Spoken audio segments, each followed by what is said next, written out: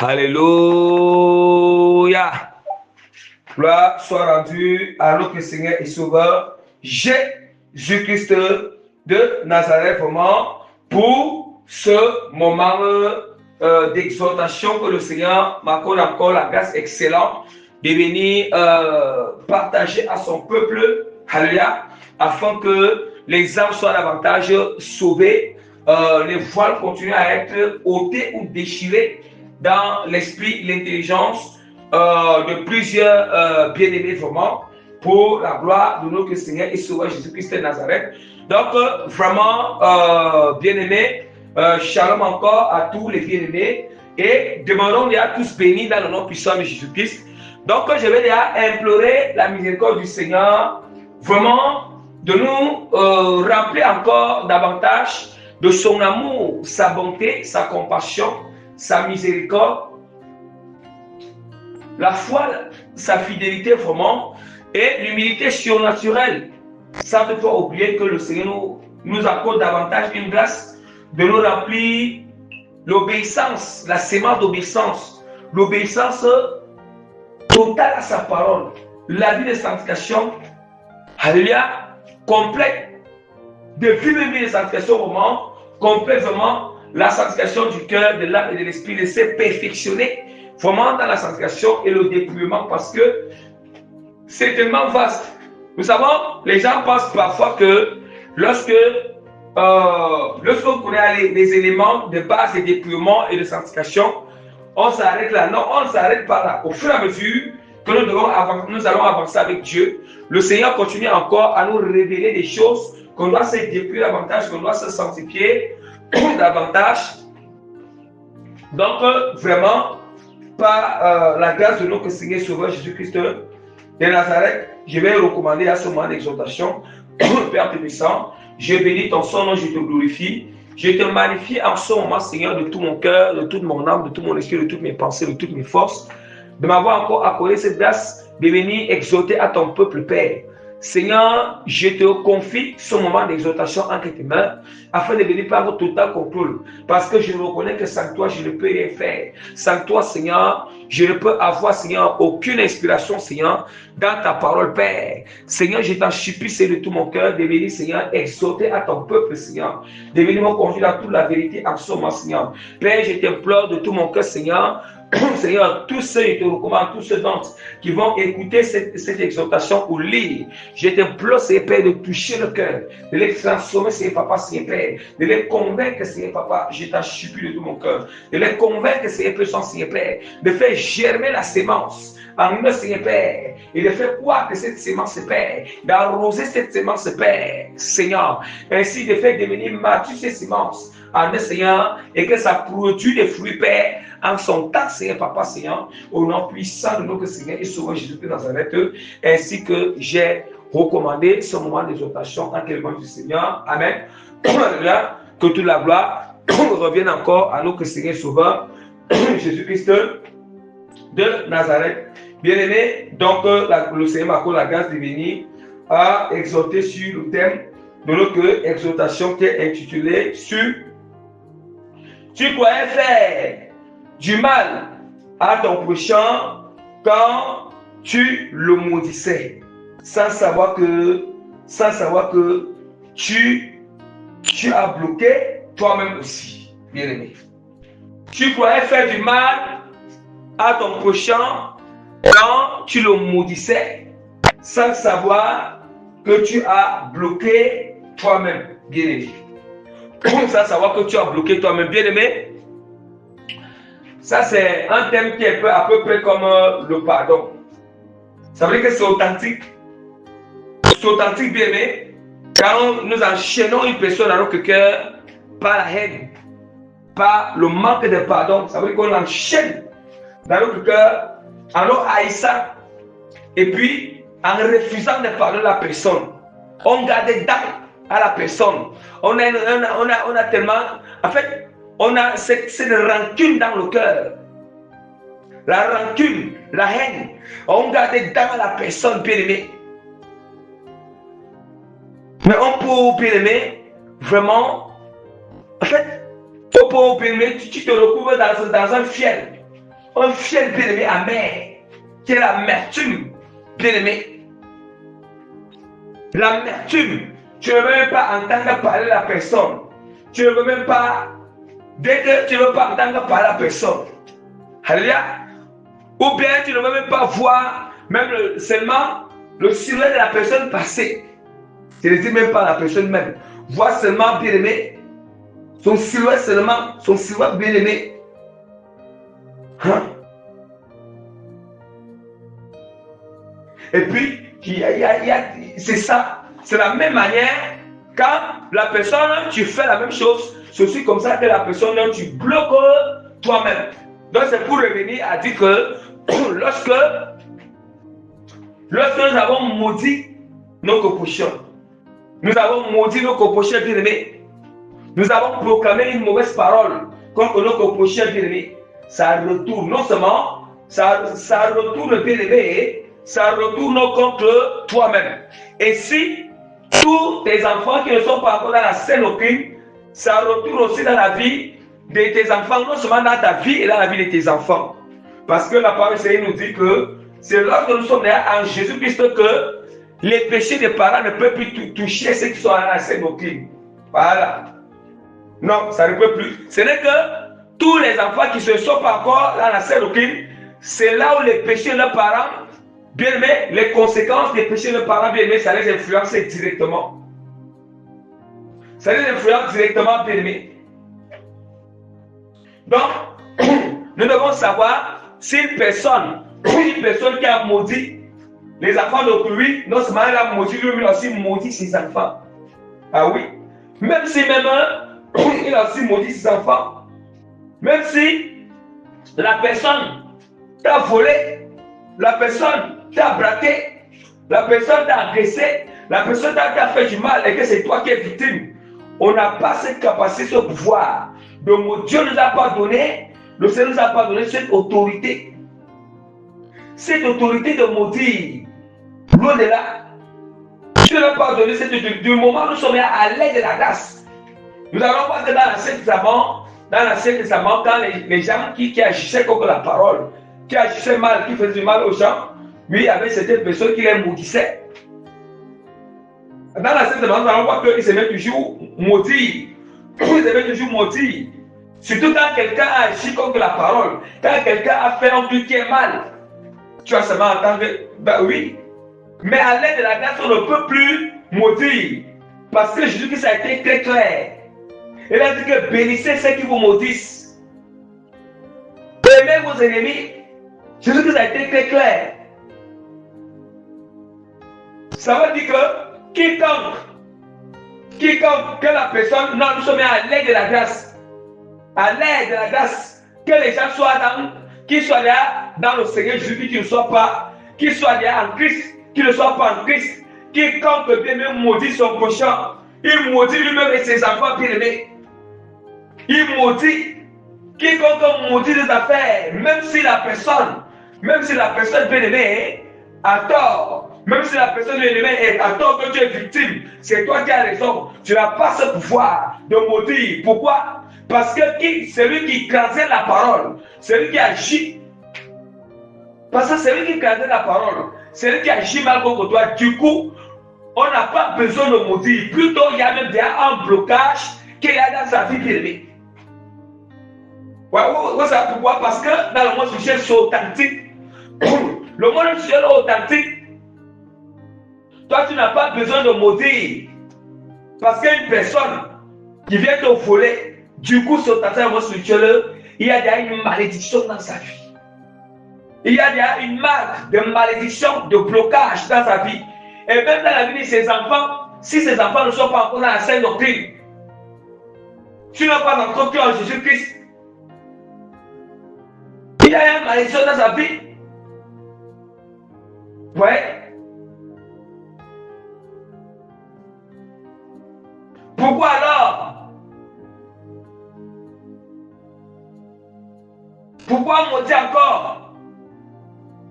Si la malédiction est là, or, c'est même cette malédiction que le Seigneur nous demande de prier pour cela. Seigneur, pardonne. Seigneur, pardonne-lui car il ne sait pas ce qu'il fait. Pardon, lui ne sait pas ce qu'il fait.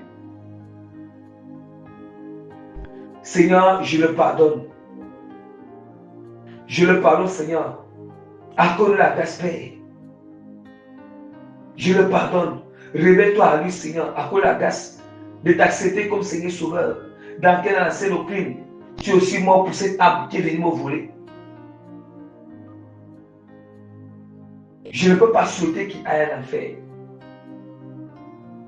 Ça veut dire que maudire la personne, c'est que non seulement ces malédictions vont encore pousser la personne même de sombrer davantage dans le vol, de sombrer davantage dans ce qui t'a fait qu'il y ait du mal, de sombrer davantage dans la chose, de sombrer encore plus profondément sur ces choses. Parce qu'au fur et à mesure qu'on le maudit, le diable encore, il continue, les alliances augmentent. Il continue même encore à le tenir dans le joug. Afin dans le joug qu'il continue dans ça pour qu'il va aller en enfer. Pour qu'il va aller en enfer. La parole du Seigneur est très claire. La parole de Dieu vraiment, la parole du Seigneur est très claire dans Matthieu. Autant pour moi, dans Romains chapitre 12, Romains chapitre 12, verset 14. Ne maudissez pas, au contraire, bénissez vos ennemis. Ne maudissez pas, au contraire, bénissez vos ennemis. Ouais, bénissez vos ennemis. Et la parole du Seigneur continue encore à nous dire. La parole du Seigneur vraiment. La parole de Dieu continue encore à nous dire vraiment dans Nombre chapitre 23, verset 11. Balak dit à Balaam, que m'as-tu fait? Je t'ai pris pour maudire mon ennemi, et voici, tu le bénis. Hein?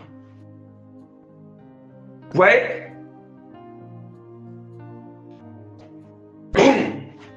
Balak avait appelé Balaam de venir maudire Israël quand Israël était après d'entrer dans la terre promise, afin qu'il ne parvienne pas à entrer dans la terre promise, il ne parvienne pas à conquérir. Oh, c'était, regardez très bien, c'est dans quelle occasion que Balak appelle Balaam pour maudire Israël. C'était dans le but que Israël n'entre pas dans sa destinée, n'entre pas la terre promise. La terre promise, c'est notre destinée. Or, spirituellement, d'abord, notre terre promise, premièrement, est d'abord le royaume des cieux. Et secondairement aussi, ceci, parce que nous avons deux destinées. Nous avons une destinée éternelle, qui est le royaume des cieux. On a aussi une destinée temporaire sur la terre. Une destinée temporaire sur la terre, quelqu'un de fait l'œuvre du Seigneur, avec la puissance du Seigneur, avec tout ce qui doit accompagner cette œuvre. Entrer dans notre destinée que Dieu a préparée pour nous sur la terre, et puis c'est aussi la destinée éternelle. Ouais, le but des malédictions, le but de toutes les paroles maléfiques proclamées dans la vie d'une personne, c'est pour que la personne n'entre pas dans sa destinée. Premièrement, la personne ne parvient pas à servir Dieu comme il faut. Ne parvient pas à arriver à une pleine puissance.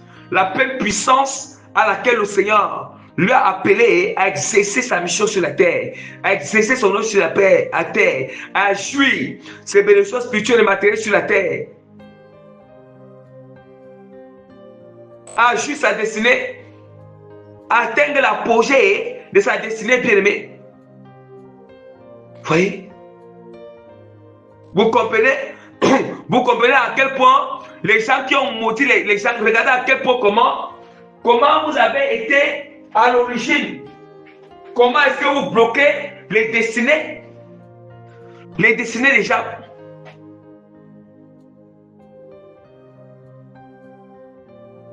Juste parce qu'il nous a fait du mal. Il nous a fait du mal. Je suis déjà interpellé. Lorsque je suis déjà interpellé déjà tous les gens bien-aimés, quand j'étais encore dans le concubinage ou le copinage. Oh, dès que ton copain t'a quitté, tu l'as maudit. Voilà. Dès que le copain dit que c'est terminé, tu l'as maudit de toutes les paroles. Alléluia. Tu l'as maudit de toutes les paroles bien-aimées. Ou bien quand tu es encore dans le monde. Ou bien c'est quand tu es dans le monde, quand ta copine, selon le monde. Tu avais quitté, même si vous étiez, devez que le copinage et le péché, qu'on a le péché. Mais les paroles qui ont été, ces paroles-là bien-aimées, du fait que ça sent encore notre péché encore. Ouais, vous savez, du fait qu'il a quitté, et puis bien aimé, ou bien ta copine t'avait quitté, tu l'avais maudit. Hein? Tu l'avais maudit. Il y a des gens qui maudissent souvent que, ouais, en fait, il y a des gens, je vais commencer à donner, je donne quelques exemples. Il y a d'autres qui disent vraiment seulement que tu es seulement sous mon pied ici là.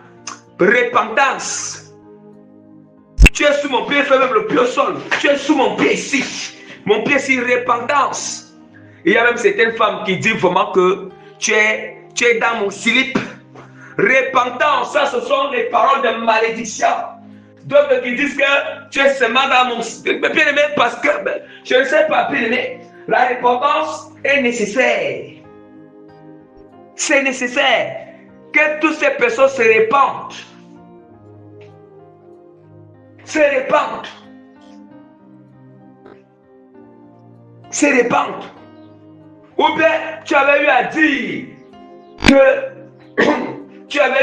que tant que tu ne vas pas me dire pardon là, tu vas souffrir.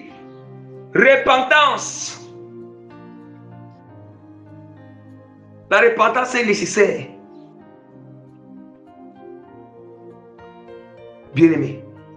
La repentance est nécessaire. Ou bien une personne qui avait eu à dire que comme il y a eu une rupture ou quelque chose, si tant que je ne me marie pas, tu ne te marieras jamais.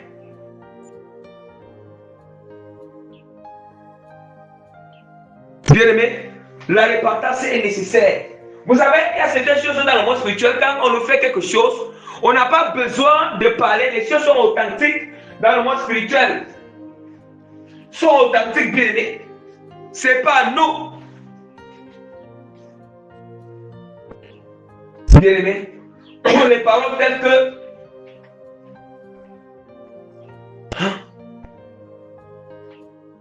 tu ne seras jamais en paix dans ton foyer, tu ne seras jamais tranquille avec la femme que tu vas épouser.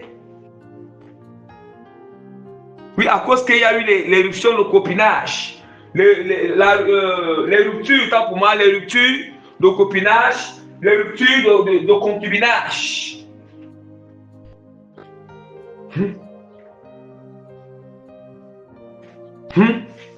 La repentance est nécessaire. La repentance est nécessaire.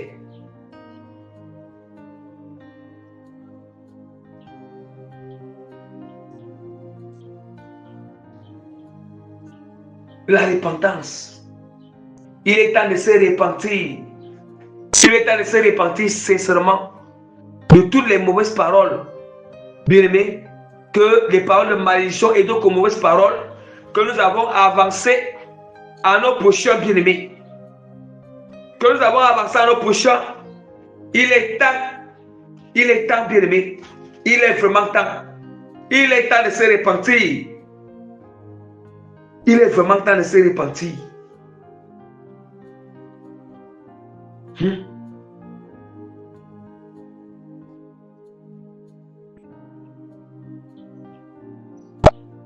Il est vraiment temps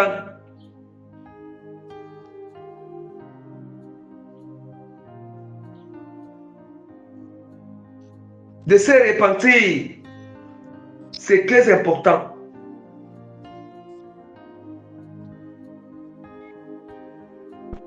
Alléluia. C'est important de se repentir de tous ces péchés.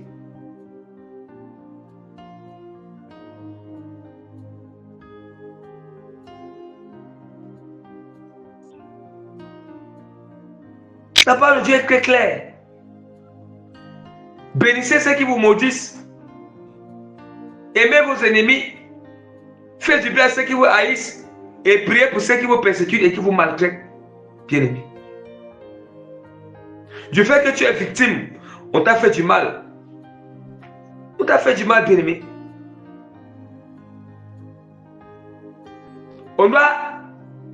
Nous devons agir selon la parole de Dieu, agir selon la volonté du Seigneur.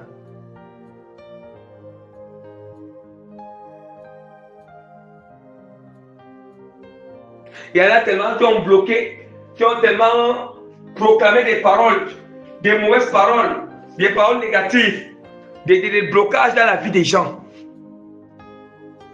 Des paroles de blocage dans la vie des gens bien-aimés. Il est temps de se repentir, de toutes ces paroles, de se repentir et puis vraiment de se repentir. Bien-aimé, et demander au Seigneur que le Seigneur efface ces malédictions de la même manière. À la même manière que la personne avait ouvert sa bouche pour maudire, la même manière qu'il se répande d'abord aussi avec sa propre bouche aussi. Et puis aussi, il implore le Seigneur, il prie pour la vie de cette personne. Que la malédiction, vraiment, le lien que les chaînes que tu as liées dans la vie de la personne, tu pries le Seigneur pour que Dieu vraiment efface cette parole, efface cette malédiction dans la vie de la personne et guérit cette personne.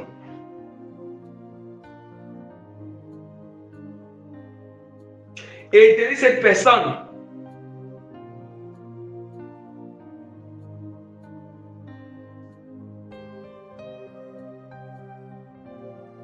C'est important.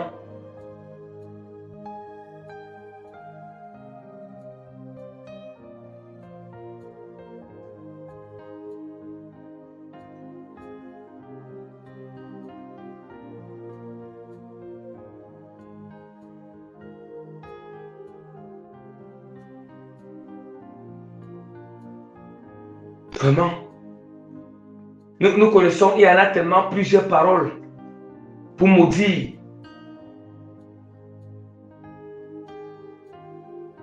Ou bien les paroles pour maudire.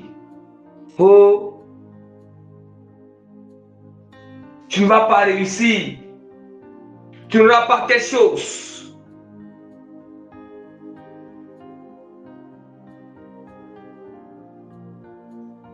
Ces paroles prononcées avec une haine dans le cœur, la jalousie dans le cœur, la colère dans le cœur.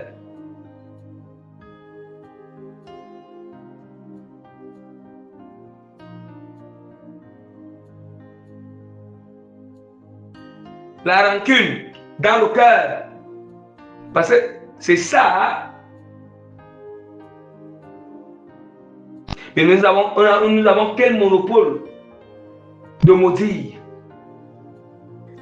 Il est temps vraiment d'implorer le Seigneur, de se repentir, d'implorer Dieu, non seulement le blocage, la malédiction que tu as connue dans la vie de la personne, c'est efface cela. Et cette même malédiction aussi, et aussi dans ta vie, bien-aimé. C'est aussi dans ta vie. Parce que la personne agit contre la parole.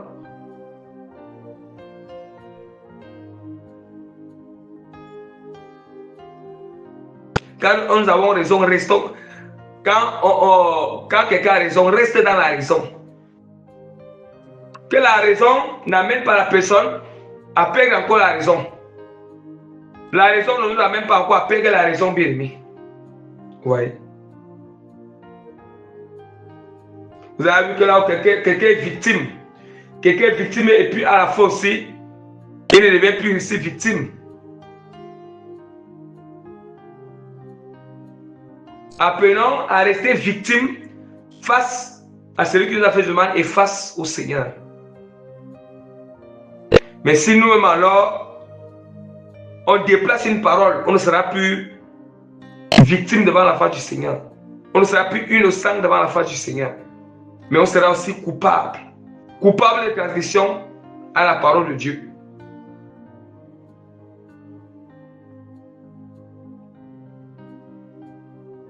Coupable de transgression à la parole de Dieu.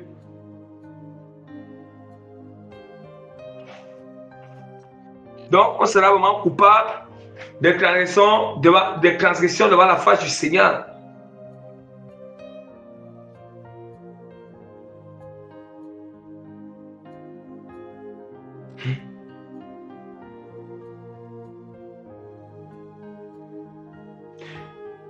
Tu n'auras jamais ton examen.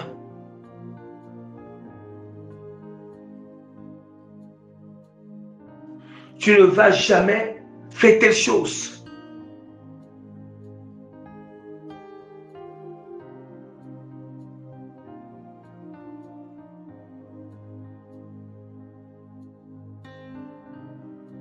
Hein?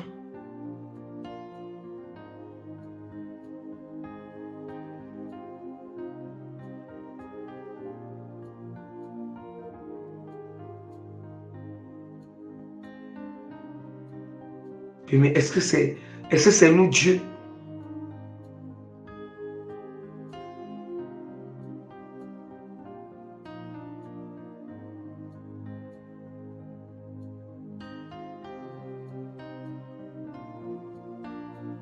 Donc vraiment, il est vraiment temps que le peuple de Dieu se répande. Il est vraiment temps que le peuple de Dieu se répande sincèrement devant la face du Seigneur. Et je souhaite vraiment toute personne qui va écouter et lire cette exhortation pour penser rapidement à ces paroles qui ont été avancées. Penser premièrement les relations de copinage et de concubinage. Toutes les paroles qui avaient été prononcées négativement pour impacter la vie de la personne. Sous prétexte que la personne t'a blessé, la personne t'a fait du mal et que tu es victime. Pensez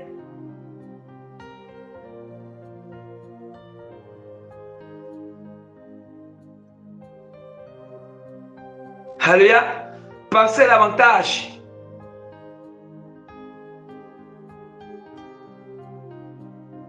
Pour des parents, si certains parents ont maudit leurs enfants.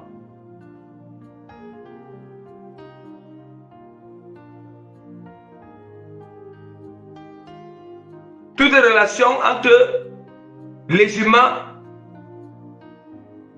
et que il y a eu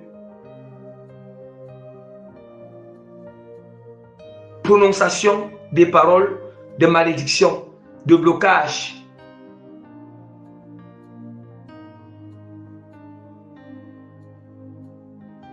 Donc vraiment, le Seigneur Jésus-Christ est très clair. Le Seigneur Jésus-Christ est très clair. Et supplie se repentir premièrement. Supplie le Seigneur d'effacer cette malédiction, de briser cette malédiction dans la vie de la personne et dans ta propre vie et la vie de tes enfants. Parce que c'est comme ça. Lorsque on maudit les autres, la même malédiction bien-aimée retombe dans notre vie et dans la vie de ses enfants. C'est ça bien-aimé. Mais les enfants qui ne sont pas, ceux qui sont déjà dans la scène d'aucune, ça ne peut pas tomber chez eux. Ceux qui sont en Christ, ce n'est que ceux qui ne sont pas en scène de Christ, c'est sur eux que la malédiction va retomber chez eux. Parce que quand on est dans la scène d'aucune, on dit qu'en ce jour-là, vraiment, les enfants ne porteront plus l'iniquité de leur père. Ni l'iniquité de leur père. Ça veut dire que le père sera puni seulement pour son iniquité, l'enfant aussi pour son iniquité. Le fils pour son iniquité. C'est dans le cadre où ils sont dans la sainte doctrine. Mais tant que ceux qui ne sont pas encore dans la sainte doctrine, ça les touche.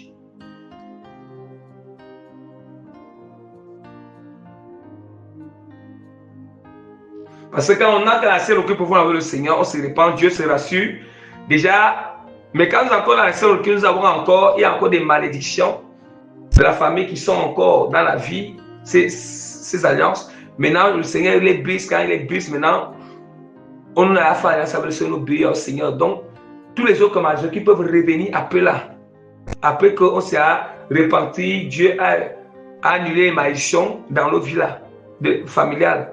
Tout ce qui peut encore revenir après là, ça ne peut pas impacter encore. À moins que la personne qui te détourne encore de la sainte doctrine, là ça impacte. À moins que tu ouvres les portes. Puisque la malédiction de la famille, certaines malédictions sont toujours là, sont toujours présentes. Donc dès que seulement tu ouvres les portes, du coup, ça vient influencer. Du moment où on est lié avec le Seigneur, avec Jésus-Christ, ça n'influence pas. Donc toute la gloire, le Seigneur est très clair sur nos confessions, nos péchés. Il est juste et fidèle pour nous les pardonner, pour nous purifier de toute iniquité. Donc tous ceux qui ont maudit les gens, maudit vraiment les gens, prononcer les paroles négatives contre les gens pour les bloquer, étant conscient que oui, parce qu'il m'a fait du mal, parce que je suis victime, pour bloquer la personne, pour dire qu'il ne va jamais voir du bien, il ne va jamais avancer parce que oui, bon, il m'a laissé dans un état où qui n'est pas bon, il m'a laissé dans un état où vraiment j'ai mis toute la confiance, fait comme ça, non. Plutôt quand on reste tranquille, on ne dit rien et qu'on confie la chose au Seigneur et qu'on prie pour la personne, Dieu plutôt il nous bénit, Dieu nous élève, Dieu nous récompense, Dieu nous donne plus que ça, ce qu'on paie. Vous voyez? Nous servons un Dieu juste. Le Seigneur est juste. Le Seigneur est juste. Vous pensez que Dieu ne laisse jamais l'injustice demeurer? Non. Toute injustice qu'on nous a fait dans notre vie là, si toute injustice qu'on nous a fait dans notre vie, si on n'a pas agi mal face à ça, on n'a pas agi mal face à cette injustice, on a accepté ça. Nous avons accepté l'injustice, on a supporté. On a obéi le Seigneur face à la chose. Je vous assure, quand le moment vient, Dieu se souvient de cela. Et Dieu récompense. Et Dieu nous bénit davantage. Il nous élève. On ne paie rien. Nous ne payons rien, bien aimé. Mais plutôt face à cette injustice, on se lève nous-mêmes pour faire justice. Parfois, on se lève justice même pour prononcer des mauvaises paroles. C'est quelle justice? La personne qui te fait du mal là, déjà, ça veut dire qu'il a péché. Le péché même déjà, empêche même, le péché mais c'est la malédiction. On n'a pas besoin de proclamer. Hein? La parole de malédiction sur la vie de la personne. Les paroles négatives sur la vie de la personne. Dis-moi un peu, une personne vraiment,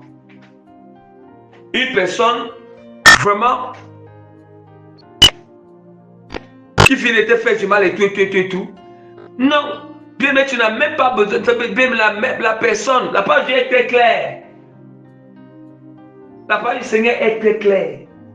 Que l'homme sème ce qu'il a moissonné. Mais c'est authentique. Si la personne t'a fait du mal, t'a fait l'injustice, ça veut dire qu'il a sémé le mal. Il a sémé le mal dans ta vie pour te détruire. Tu n'as pas besoin de lui dire les paroles de malédiction. Lui, il va récolter le mal aussi. C'est la même chose. C'est ce qu'il a sémé qu'il va récolter. On va aussi lui faire la même chose. Il va récolter la même chose. Donc, tu n'as pas besoin vraiment de lui dire vraiment que des paroles de malédiction, de lui dire vraiment que, vraiment,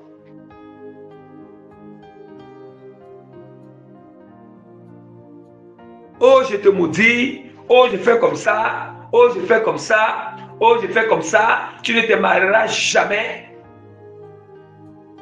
Tu vas demeurer célibataire, comme tu vas faire comme ça. Hein?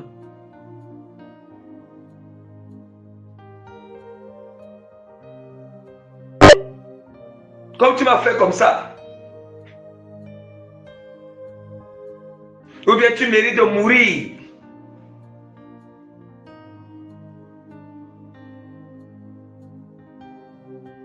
Comme tu m'as fait comme ça.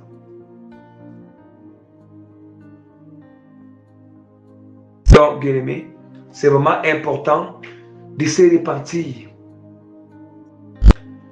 Même que ce soit les gens qui font les affaires, les commerces, dans les marchés là toujours, dans les petits marchés toujours en train de prononcer des paroles de malédiction. En fait, dans tous les domaines. Donc vraiment, bien aimé, si vraiment cette exhortation en train